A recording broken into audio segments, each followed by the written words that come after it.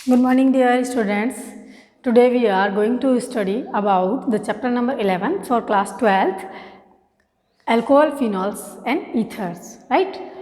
तो सबसे पहले हम देखेंगे व्हाट आर द अल्कोहल्स।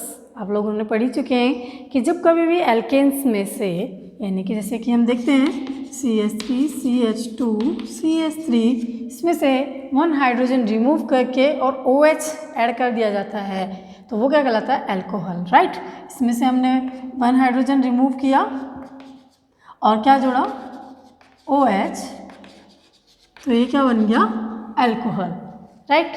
तो OH containing group is called alcohol, right. तो अल्कोहल ग्रुप्स के हम लोग क्लासिफिकेशन देखते हैं। तो सबसे पहले है अल्कोहल्स को जो क्लासिफाइड किया गया है 3 टाइप्स में, monohydric, dihydric and trihydric alcohols. तो मोनोहाइड्रिक जो अल्कोहल्स होते हैं वो कौन से होते हैं, जिनके अंदर की 1 OH लगा हुआ होता है, वो क्या कहलाता है मोनोहाइड्रिक अल्कोहल, राइट। तो हम यहाँ पर लिखेंगे CH3 CH2 OH, right. This is the monohydric alcohol. अगर हम एरिन्स के अंदर देखें यानी कि बेंजीन रिंग के अंदर देखें तो OH लगा हुआ है ग्रुप, ये क्या है फिनॉल, इस ये भी क्या है मोनोहाइड्रिक अल्कोहल है, राइट। इसके बाद में आता है डाइहाइड्रिक अल्कोहल। डाइहाइड्रिक अल्कोहल होता है कि जब 2 OH ग्रुप जुड़े हुए हों, ठीक है, यानी कि 2 OH groups are attached then it is called the dihydric alcohol, right. इसके अलावा है जैसे कि अगर आप इसको इस तरीके से भी लिख सकते हो OH CH2 CH2 OH, it is also dihydric alcohol. इसके बाद में trihydric alcohol, when we use the 3 OH groups then it is called trihydric alcohol, right. तो ये इस तरीके से क्या कहलाता है ट्राइहाइड्रिक अल्कोहल। तो आपको क्लासिफिकेशन समझ में आ गया होगा on the basis of the numbers of OH groups. इसके बाद में आता है classification of monohydric alcohols on the basis of the OH group attached with sp3 carbon और sp2 हाइब्रिडाइज्ड कार्बन, राइट। तो जो OH group sp3 hybridised carbon से जुड़ा हुआ है या sp2 हाइब्रिडाइज्ड कार्बन से जुड़ा हुआ है उसके बेसिस पर 2 टाइप्स के अल्कोहल्स हैं। जैसे कि फर्स्ट हम देखते हैं sp3 हाइब्रिडाइज्ड। अगर हम देखते हैं अल्कोहल तो कौन कौन से हैं, 1 degree, 2 degree, 3 degree and allylic and benzylic, right. तो सबसे पहले हम देखते हैं 1 डिग्री। ये क्या है 1 डिग्री अल्कोहल है। जब 1 कार्बन से OH ग्रुप जुड़ा हुआ होता है तो वो क्या कहलाता है 1 डिग्री अल्कोहल। आप देखोगे कि ये जो कार्बन है यहाँ पर ये क्या है sp3 हाइब्रिडाइज्ड है, राइट। इसी तरीके से नेक्स्ट अगर आप देखते हो 2 डिग्री अल्कोहल, ये क्या है 2 डिग्री अल्कोहल है क्योंकि ये जो कार्बन है वो 2 CH3 ग्रुप से जुड़ा हुआ है, इसलिए ये क्या कहलाएगा 2 डिग्री कार्बन। और 2 डिग्री कार्बन से OH ग्रुप जुड़ा हुआ होता है तो वो क्या कहलाता है 2 डिग्री अल्कोहल। इसी तरीके से ये कार्बन क्या है आपका 3 डिग्री कार्बन है because it attached with 3 carbon compounds, right, 3 CH3 groups, so it is called 3 degree alcohol. OH 3 degree carbon से जुड़ा हुआ है, राइट। इसके बाद में नेक्स्ट आपका एलाइलिक, ये क्या कहलाता है allylic. This position is called allylic CH2 double bond CH CH2। तो ये जो पोजीशन है इधर से यहाँ पर जो भी कोई ग्रुप जुड़ेगा वो कहलाएगा एलाइलिक पोजीशन, राइट। तो एलाइलिक पोजीशन पर जब OH ग्रुप जुड़ेगा तो इसे हम बोलेंगे एलाइलिक अल्कोहल, राइट। तो आप देखोगे कि ये जो सभी कार्बन हैं वो क्या है sp3 हाइब्रिडाइज्ड हैं। इसी तरीके से बेंजाइलिक अल्कोहल, ये भी क्या हुआ sp3 कार्बन से अटैच्ड है क्योंकि यहाँ पर आप देखोगे ये जो कार्बन है ये क्या है sp3 हाइब्रिडाइज्ड है क्योंकि इस पर देखो सभी सिग्मा बॉन्ड्स लगे हुए हैं, राइट। कोई भी पाई बॉन्ड नहीं है, सभी सिग्मा बॉन्ड्स है, यानी कि ये क्या हुआ sp3 हाइब्रिडाइज्ड है। और इससे जो OH ग्रुप जुड़ा हुआ है तो ये क्या कहलाएगा बेंजाइलिक अल्कोहल, राइट। तो इस तरीके से ये हो जाते हैं हमारे सारे क्या sp3 हाइब्रिडाइज्ड कार्बन के अल्कोहल्स। इसके बाद में आ जाता है आपका कार्बन sp2 हाइब्रिडाइज्ड, इससे जो OH जुड़ा हुआ होगा वो sp2 हाइब्रिडाइज्ड कार्बन कहलाता है। तो इसका आपका एग्जाम्पल है vinylic. right? Vinylic alcohol, CH2 double bond CHOH, this position is called vinyl. ये क्या कहलाता है? Vinyl, CH2 double bond CH, और यहाँ से क्या होता है? एक बॉन्ड फ्री होता है, राइट?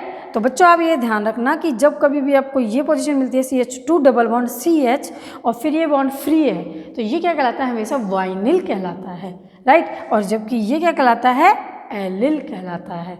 समझ में आया? तो इस तरीके से आपकी क्लासिफाइड किया गया है अल्कोहल्स को। इस सबको आप अपने नोटबुक के अंदर नोट डाउन कर लीजिएगा।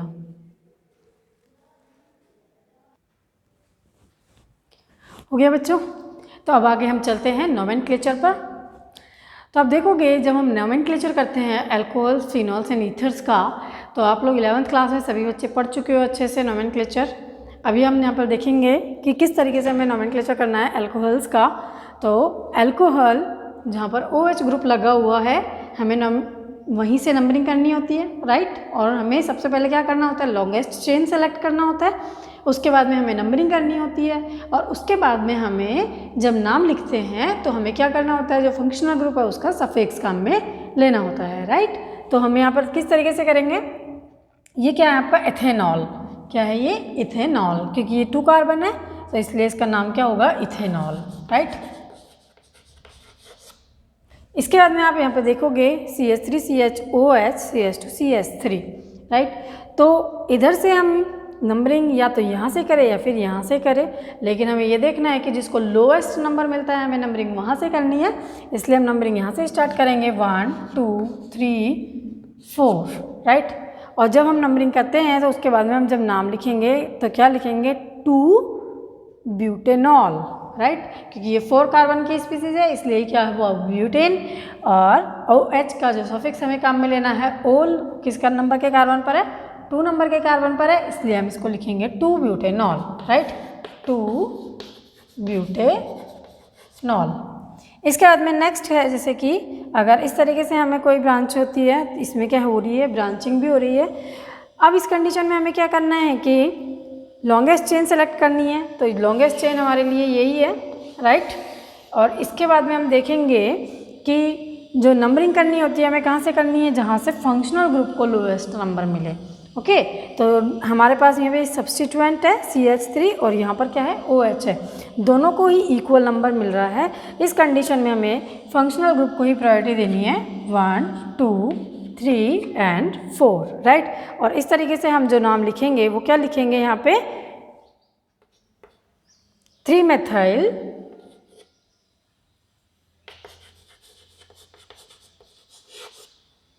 और 2-ब्यूटेनॉल, ठीक है? 3-मिथाइल 2-ब्यूटेनॉल, राइट? तो इस तरीके से हम इसका क्या करेंगे? नोमेनक्लेचर करेंगे। इसी तरीके से नेक्स्ट, जैसे कि साइक्लिक स्ट्रक्चर है, आप देख रहे हो कि इसके अंदर कोई भी बॉन्ड नहीं लगा हुआ है, तो ये क्या कहलाएगा? साइक्लोहेक्सेन। क्या कहलाएगा ये? साइक्लोहेक्सेन, क्योंकि इसके अंदर कोई बॉन्ड नहीं लगा हुआ है इसलिए ये बेंजीन रिंग नहीं है। तो अब जब हम इसका नोमेनक्लेचर करेंगे तो हमें फंक्शनल ग्रुप को प्रायोरिटी क्या देनी है? 1, तो इसलिए हम यहाँ पे लिखेंगे 1 और ये होगा 2, और इस तरीके से हमारा जो इसका नोमेनक्लेचर होगा वो क्या होगा? यहाँ पे 2-मिथाइल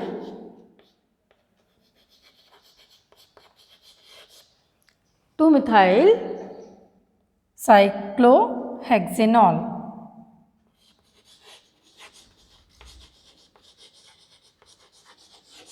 राइट? तो इसका नाम हो जाएगा 2-मिथाइल साइक्लोहेक्सेनॉल। और इसको हम इस तरीके से भी लिख सकते हैं 2-मिथाइल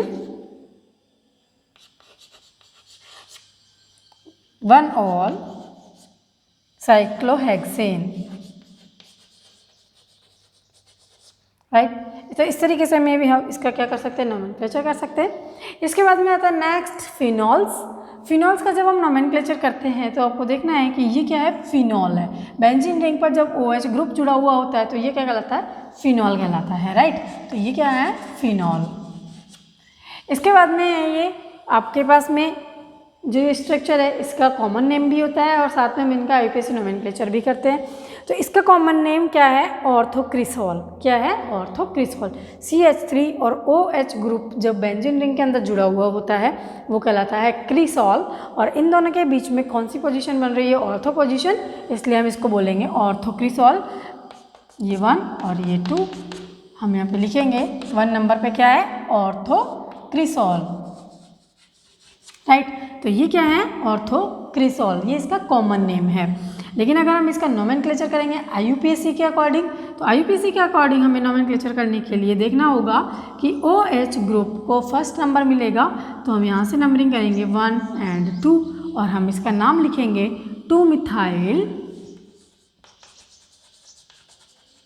2-मिथाइल और ये क्या हो जाएगा, फिनॉल, राइट। ओके, या फिर हम इसको ये भी लिख सकते हैं 2-मिथाइल 1-ऑल बेंजीन। ओके, इसके बाद में नेक्स्ट आता है सेकेंड नंबर पे, ये जो है हमारे पास में CH3 और OH ग्रुप लगा हुआ है, तो इसे हम बोलते हैं क्रिसॉल, और क्योंकि इसमें मेटा पोजीशन बन रही है इसलिए हम इसको बोलेंगे मेटाक्रिसॉल। क्या बोलेंगे हम इसको, मेटाक्रिसॉल। और जब इसका IUPAC नोमेनक्लेचर करेंगे, तो IUPAC नोमेनक्लेचर करने के लिए हमें नंबरिंग करनी होगी 1 2 3, और हम इस तरीके से इसका नाम लिखेंगे 3-मिथाइल फिनॉल, ठीक है।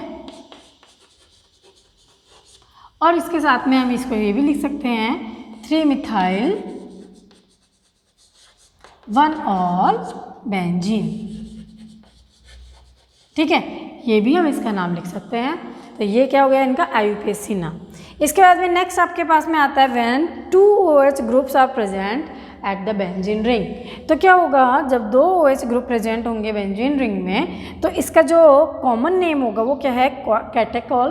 ऑर्थो पोजीशन पर जब OH जुड़ी होगी तो उसको हम बोलेंगे कैटेकॉल, मेटा पोजीशन पर जुड़ी होगी तो हम उसको बोलेंगे रिसोर्सिनॉल, और पैरा पोजीशन पर अगर जुड़ी होगी तो हम उसे क्या बोलेंगे, क्विनॉल, राइट। तो ये क्या है, इनके कॉमन नेम है। लेकिन जब हम इनका नोमेनक्लेचर करेंगे तो हम इसको क्या बोलेंगे, diol benzene, 1-2 diol benzene, right. हम क्या बोलेंगे इसको 1-2, क्योंकि अगर हम नंबरिंग दे देते हैं 1 और 2 तो हम बोलेंगे 1-2 डाई ऑल बेंजीन, ठीक है। इसी तरीके से इसको हम बोलेंगे 1-3 और हम इसको बोलेंगे 1-3 डाई ऑल बेंजीन। सेम इसी तरीके से इसका होगा नंबरिंग 1 2 3 4 और इसको हम क्या बोलेंगे 1,4 डाई ऑल बेंजीन, राइट।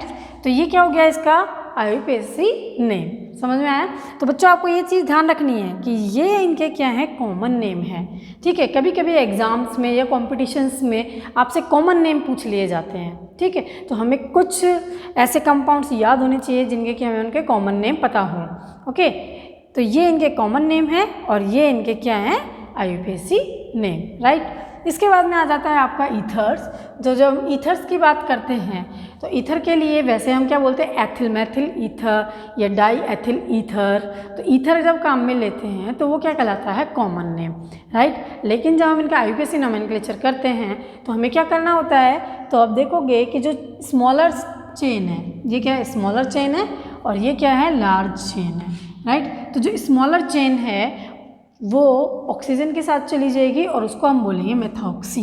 जैसे कि अगर हम इसकी बात करें तो यहाँ पर ये ऑक्सीजन के साथ जुड़ेगा CH3 स्मॉलर चेन और ये क्या है लार्ज चेन है तो इसको हम बोलेंगे एल्केन। क्या बोलेंगे हम एल्केन। तो ईथर का जो IUPAC नोमेनक्लेचर होता है उसके लिए हम क्या काम में लेते हैं प्रीफिक्स काम में लेते हैं और क्या काम में लेते हैं उसका प्रीफिक्स एथॉक्सी एल्कॉक्सी, राइट। तो ये तो हो गया एल्कॉक्सी और ये हो गया एल्केन, समझ में आया। तो हम इसका जब नाम लिखेंगे तो हम लिखेंगे यहाँ पर मेथॉक्सी इथेन, राइट। इसी तरीके से जब हम इसका नोमेनक्लेचर करेंगे तो यहाँ पर क्योंकि ये शॉर्ट चेन है स्मॉल चेन है तो स्मॉल चेन के साथ में O जुड़ेगा और बाकी का ये जो होगा वो क्या होगा लार्ज चेन, ये क्या होगा एल्केन। तो इसलिए हम इसका जब नाम बोलेंगे तो हम क्या बोलेंगे यहाँ पे इसको एथॉक्सी प्रोपेन, राइट। इसी तरीके से जब बेंजीन रिंग के साथ में हम देखते हैं बेंजीन रिंग के साथ में OCH3 ग्रुप जुड़ा हुआ है तो क्योंकि बेंजीन रिंग क्या होती है लार्ज चेन है और CH3 यहाँ पर क्या है, स्मॉलर चेन है, इसलिए हम यहाँ पर इसको बोलेंगे मिथॉक्सी। तो हम इसका जो नोमेनक्लेचर होगा वो होगा मिथॉक्सी बेंजीन, राइट। तो बच्चों आप लोगों को इनके नोमेनक्लेचर समझ में आ गए होंगे। इस तरीके से आपको इनका नोमेनक्लेचर करना है। बुक के अंदर आपके पास काफ़ी सारे एग्जाम्पल्स दिए हुए होंगे, तो आप लोग उनकी प्रैक्टिस कीजिएगा, इसी तरीके से इनका नोमेनक्लेचर कीजिएगा, राइट। अभी आप इनका स्क्रीनशॉट ले सकते हो।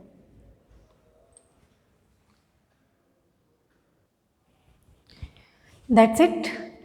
Now we are studying that structure of functional groups, right?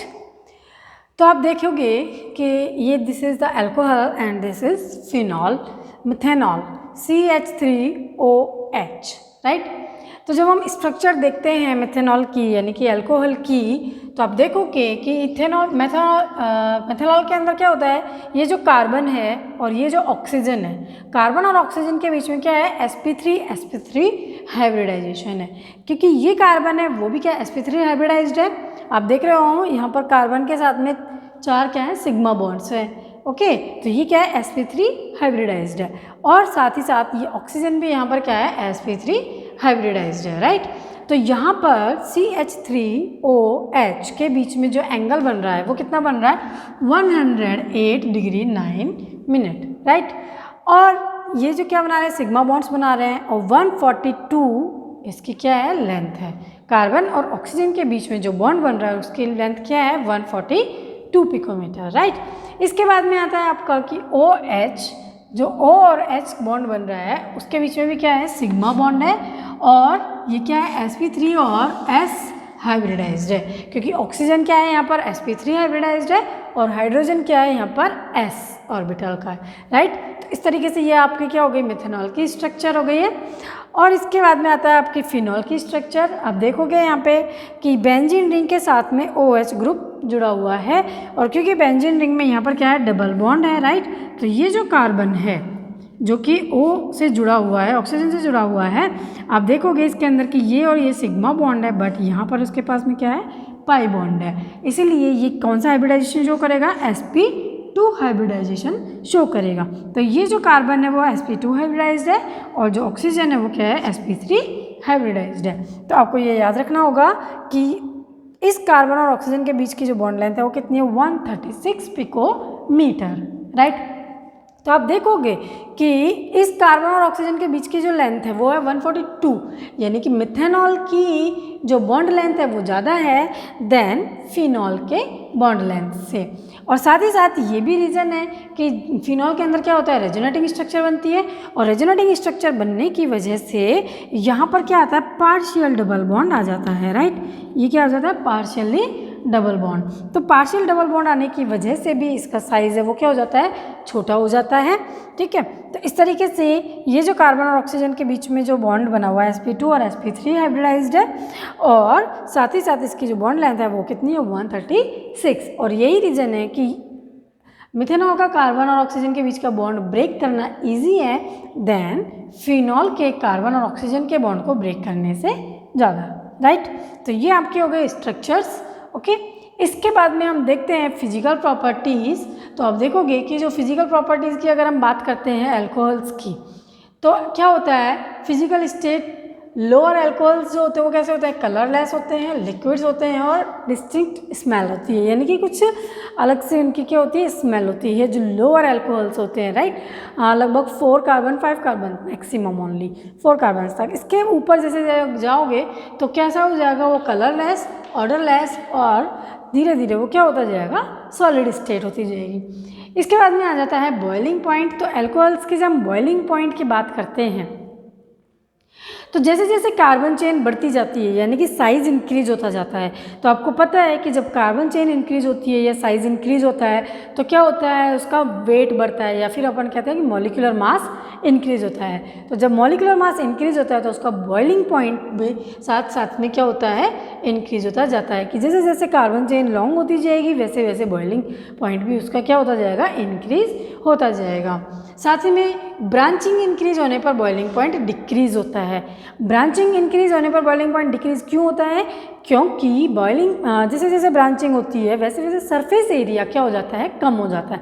जैसे कि अगर आप देखो यहाँ पर NCH3CH2CH2OH, this is the simple chain, right. और अगर इसकी हम ब्रांचिंग कर देते हैं CH3CH2OH, राइट, तो क्या होगा कि यहाँ पर ब्रांचिंग हो जाएगी और ब्रांचिंग होने की वजह से यहाँ पर क्या हो जाएगा, यहाँ पर आप CH3 लगा दो तो ये जो नॉर्मल चेन है और ये क्या है? ब्रांच्ड चेन है। तो ब्रांच्ड चेन होने पर क्या होता है? उसका जो सरफेस एरिया होता है वो कम होता जाता है। समझ में आया? तो आपको ये चीज़ याद रखनी है कि जैसे जैसे कार्बन चेन इंक्रीज होती जाती है वैसे वैसे बॉइलिंग पॉइंट इंक्रीज होगा, और जैसे जैसे कार्बन चेन की ब्रांचिंग बढ़ती जाती है, राइट, ब्रांचिंग इंक्रीज होती जाती है तो उसका सरफेस एरिया क्या होता जाएगा? कम होता जाएगा। ओके, तो ब्रांचिंग बढ़ने से सरफेस एरिया कम होगा, इसलिए उसका बॉइलिंग पॉइंट क्या होगा? डिक्रीज होगा, राइट। इसके बाद में नेक्स्ट आता है कि हाइड्रोजन बॉन्डिंग, क्योंकि आपको पता है कि अल्कोहल के अंदर क्या होता है? हाइड्रोजन बॉन्डिंग पाई जाती है। जैसा कि आप देख रहे हो यहाँ पे ROH ऑक्सीजन और हाइड्रोजन के बीच में क्या है? हाइड्रोजन बॉन्डिंग है। इसी तरीके से ये ROH और ऑक्सीजन और हाइड्रोजन के बीच में क्या है? हाइड्रोजन बॉन्डिंग है। तो आप देखोगे कि ऑक्सीजन और हाइड्रोजन के बीच में इलेक्ट्रॉन नेगेटिविटी का जो डिफरेंस है वो क्या होता है? थोड़ा ज़्यादा होता है, जिसकी वजह से इनके बीच में ये क्या आ जाता है? पार्शियल चार्ज डेवलप हो जाता है, राइट। तो इस पर तो आ गया नेगेटिव चार्ज और इस पर क्या आ जाता है? Positive charge. तो ये पार्शियल चार्ज इंक्रीज होने की वजह से उनमें पोलरिटी आ जाती है। पोलरिटी आने की वजह से क्या होता है? ये एक दूसरे के साथ में हाइड्रोजन बॉन्डिंग बना लेते हैं, और हाइड्रोजन बॉन्डिंग की वजह से जो इनका बॉइलिंग पॉइंट है वो भी क्या हो जाता है? इंक्रीज हो जाता है, राइट। इसी तरीके से फिनॉल्स के अंदर भी क्या होती है? हाइड्रोजन बॉन्डिंग पाई जाती है। आप देख रहे हो यहाँ पे कि इनके अंदर भी क्या पाई जाती है? हाइड्रोजन बॉन्डिंग पाई जाती है। और यही रीज़न है कि नॉर्मल जो हेलो एल्केन्स होते हैं या हेलो एरिन्स होते हैं या एल्केन्स होते हैं, उन सब से एल्कोहल्स और फिनॉल्स का जो बॉइलिंग पॉइंट है वो क्या होता है? ज़्यादा होता है। क्यों होता है? Due to the hydrogen bonding, right. इसके बाद में आता है सॉल्युबिलिटी। नेक्स्ट जो इसका फिजिकल प्रॉपर्टी है वो क्या है? सॉल्युबिलिटी।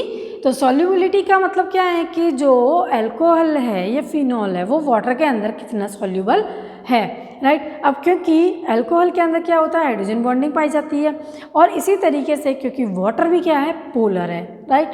तो वाटर पोलर होने की वजह से वो भी सुइटेबली अल्कोहल के साथ क्या बना लेगा? पोलरिटी क्रिएट करेगा, और साथ में उनमें क्या बन जाएगा? हाइड्रोजन बॉन्डिंग हो जाएगी।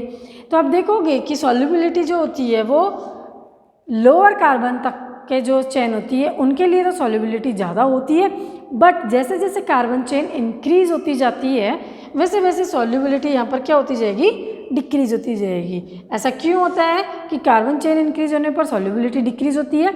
ऐसा इसलिए होता है क्योंकि कार्बन चेन जब बढ़ती है यानी कि उसका साइज़ बढ़ता है, ठीक है। तो जब साइज़ बढ़ता है मॉलिक्यूल का तो उस कंडीशन में वाटर मॉलिक्यूल्स उसके साथ में हाइड्रोजन बॉन्डिंग नहीं बना पाते हैं, ठीक है, क्योंकि एक क्या हो जाता है कि हिंडेरेंस क्रिएट हो जाता है, स्टेरिक हिंडेरेंस जिसे हम बोलते हैं। तो स्टेरिक हिंडेरेंस की वजह से जो वाटर मॉलिक्यूल्स हैं वो उस अल्कोहल के साथ में क्या नहीं बना पाते हैं? हाइड्रोजन बॉन्डिंग नहीं बना पाते हैं, और इसी वजह से उसकी सॉल्युबिलिटी वहाँ पर क्या हो जाती है? डिक्रीज हो जाती है, राइट। तो these are the structures and the physical properties of this. You can screenshot, take them.